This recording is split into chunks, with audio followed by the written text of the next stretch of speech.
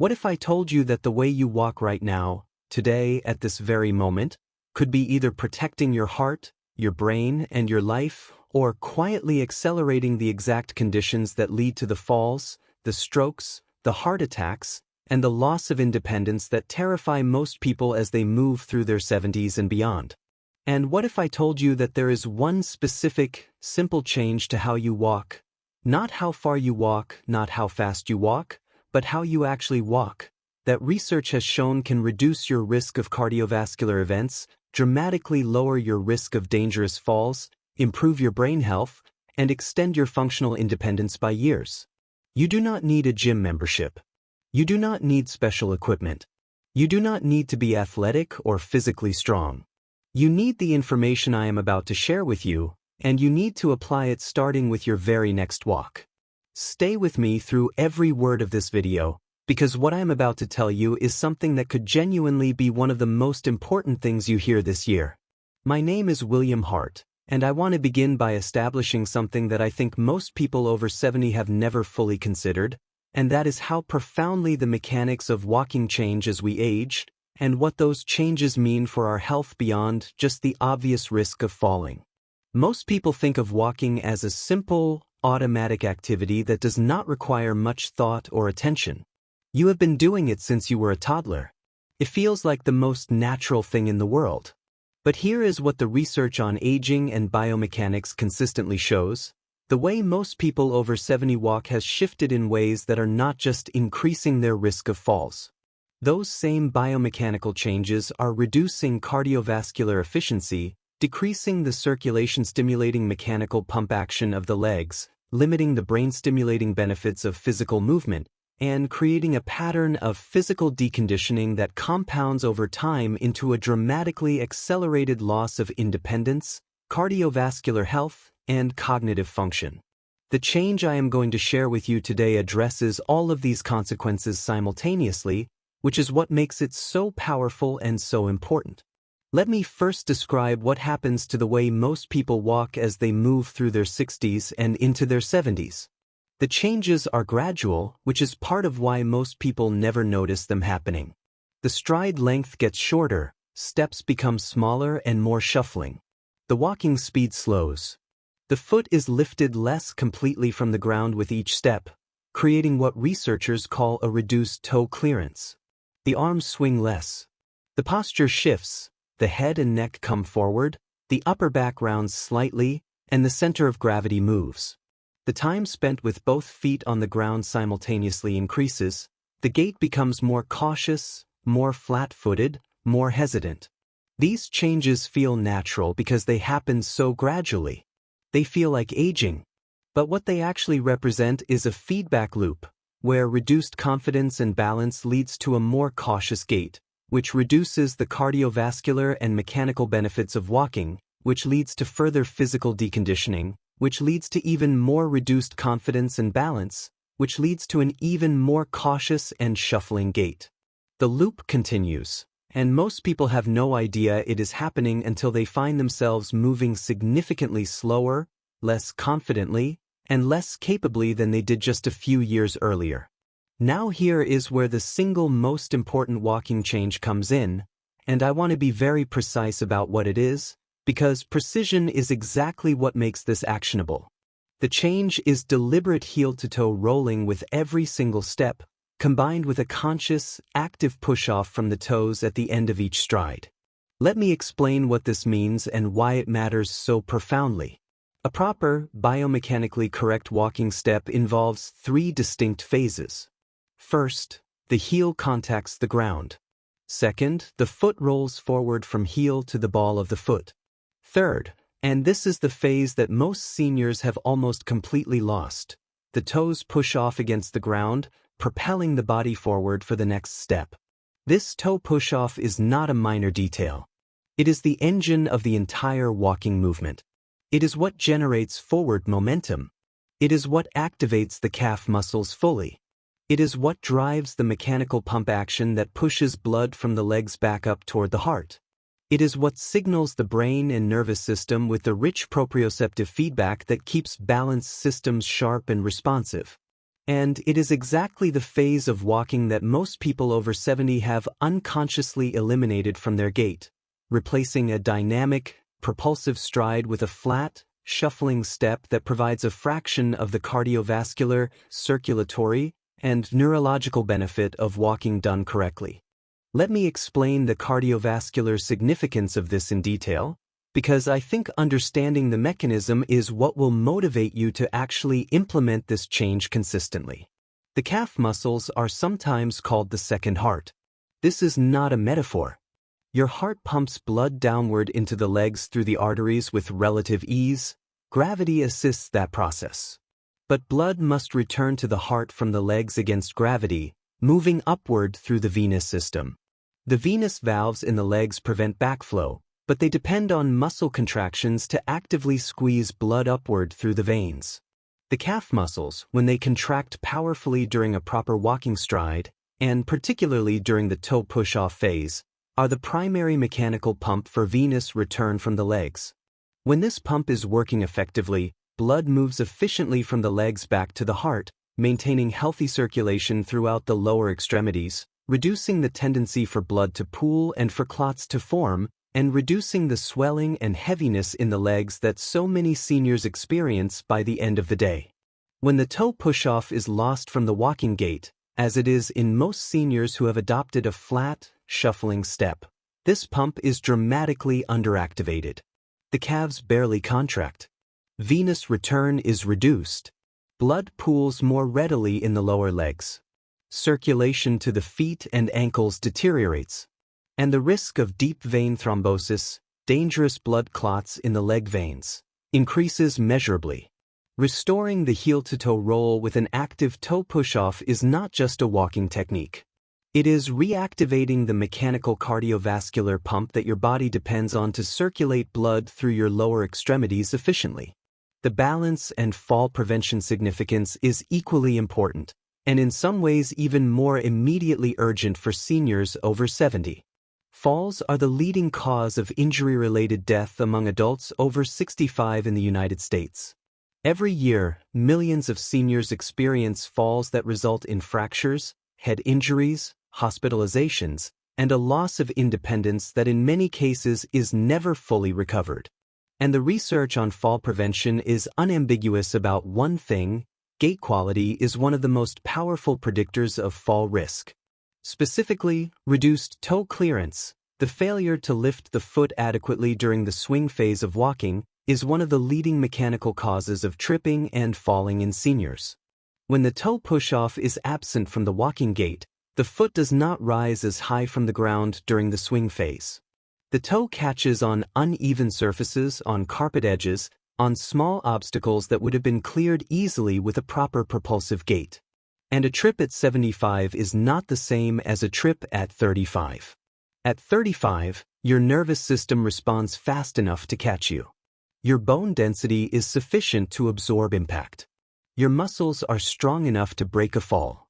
At 75, the neurological response time is slower, the bone density is lower, the muscle mass is reduced, and what would have been a stumble at 35 becomes a fall, and what would have been a bruise becomes a fracture. Restoring the heel-to-toe roll with active toe push-off does three things simultaneously for fall prevention. It improves toe clearance, it strengthens the calf and foot muscles that provide stability and balance, and it activates the proprioceptive feedback loops in the feet and ankles that keep the balance system sharp and responsive. Now I want to talk about the brain health dimension of this walking change, because this is an aspect that most people are not aware of, and it is genuinely remarkable. Research on the relationship between walking mechanics and brain health has revealed something that challenges the way most people think about exercise and cognitive function. It is not just that walking is good for the brain because it increases heart rate and blood flow. The mechanical quality of the walking gait, and specifically the richness of the proprioceptive signals generated by a proper heel-to-toe stride with active toe push-off, directly influences the health and function of the brain's balance and spatial awareness systems. The cerebellum, the hippocampus, and the prefrontal cortex all receive and process the sensory information generated by the feet and legs during a proper walking stride. When walking becomes shuffling, when the toe push-off disappears and the foot barely leaves the ground, the richness of this sensory input is dramatically reduced. The brain regions that depend on this input begin to receive less stimulation. And reduced stimulation of these regions is associated over time with accelerated cognitive decline and increased risk of dementia. Conversely, research has shown that improving gait quality and restoring proper walking mechanics in seniors produces measurable improvements in balance-related brain function, spatial awareness, and, in some studies, broader cognitive performance.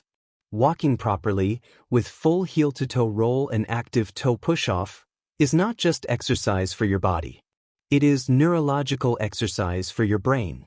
So how do you actually implement this change starting today? I want to give you a very specific, practical approach rather than a vague suggestion to walk better. The first step is awareness, simply paying conscious attention to your walking pattern the next time you walk anywhere. Notice whether your heel is the first thing to contact the ground with each step, or whether your foot is landing more flat. Notice whether you feel your weight rolling forward from your heel to the ball of your foot with each step. And most critically, notice whether you feel your toes pushing off against the ground at the end of each step, propelling your body forward.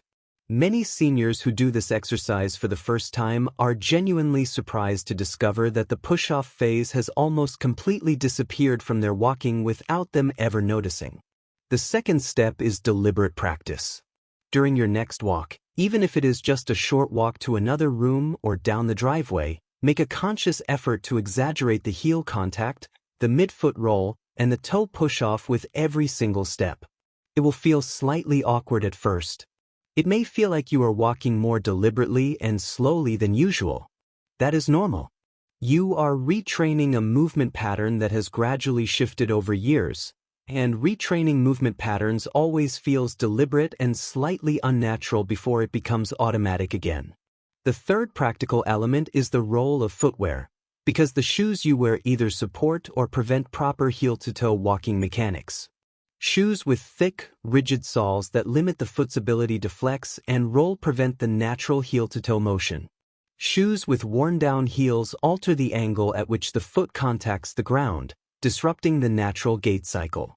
Shoes that are too large cause the toes to grip or shuffle to keep them on, eliminating the toe push-off entirely. For seniors who want to restore proper walking mechanics, footwear matters significantly.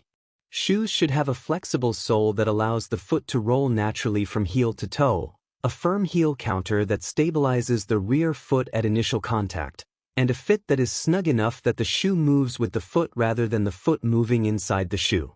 This is not about expensive athletic footwear. It is about choosing shoes that allow your foot to do what it is designed to do with each step. I want to add one more layer to this conversation that I think is essential, and it involves something that happens to many seniors that silently accelerates the deterioration of their walking gait more than almost any other factor. That something is fear. Specifically, the fear of falling. After a certain age, and particularly after a first fall, even a minor one, many seniors develop what researchers call fear of falling syndrome. They become hyper-aware of the possibility of falling. They begin to move more cautiously. They shorten their steps. They slow their pace. They keep their gaze fixed on the ground directly in front of them rather than looking ahead naturally. Every one of these fear-driven adaptations, while feeling protective, actually makes falling more likely, not less. A shuffling, hesitant, head-down gait is biomechanically less stable than a confident, upright, heel-to-toe gait. The very caution that feels like protection is the caution that removes the muscular strength, the proprioceptive feedback, and the confident biomechanics that actually prevent falls. This is one of the most tragic paradoxes in senior health. The fear of falling creates the conditions that make falling more likely. And the antidote to it is not more caution. It is more capability. It is rebuilding the strength, the gait quality, and the confidence that makes walking feel safe again. And the heel-to-toe walking change I described today is one of the most direct and evidence-supported ways to begin rebuilding that capability starting immediately. I also want to address something that many seniors tell me. They say they do not walk very much because their legs hurt, their joints ache, or they feel unstable when they walk for more than a few minutes. But I want to offer a different perspective. In many cases, the joint pain and discomfort that seniors associate with walking is not caused by walking itself. It is caused by walking incorrectly. The flat, shuffling gait that most seniors have unconsciously adopted distributes forces across the joints of the knees, hips, and lower back in ways that are genuinely more stressful and pain-producing than a proper heel-to-toe stride. Restoring proper walking mechanics often reduces joint pain over time rather than increasing it, because the forces are being distributed more appropriately across the entire kinetic chain of the leg. If you have been avoiding walking because it hurts, I want you to consider the possibility that how you walk may be contributing significantly to why it hurts, and that changing the mechanics of your gait may be one of the most effective interventions available for reducing that pain while simultaneously delivering all the cardiovascular, circulatory, and neurological benefits I described earlier. Finally, I want to leave you with a simple, practical commitment. The next time you walk anywhere, to the kitchen, to the mailbox, to your car, consciously practice the heel-to-toe roll with active toe push-off on every single step. Notice how it feels different from your habitual walking pattern. Notice whether you feel your calves engaging more. Notice whether you feel more upright and more in control of your movement. And then do it again the next time you walk somewhere. Within a few weeks of this conscious daily practice, the proper mechanics will begin to feel natural again, and the cumulative cardiovascular, circulatory, fall prevention, and cognitive benefits of walking correctly every single day will begin compounding in ways that will genuinely change the trajectory of your health and your independence over the years ahead. If this video gave you something genuinely useful, something that you know will make a real difference in how you move, how you feel, and how long you stay independent and healthy, please hit the like button and subscribe to William Hart Health, because every single week I am here with honest, practical, research-backed information about senior cardiovascular health that could change the trajectory of your life starting today.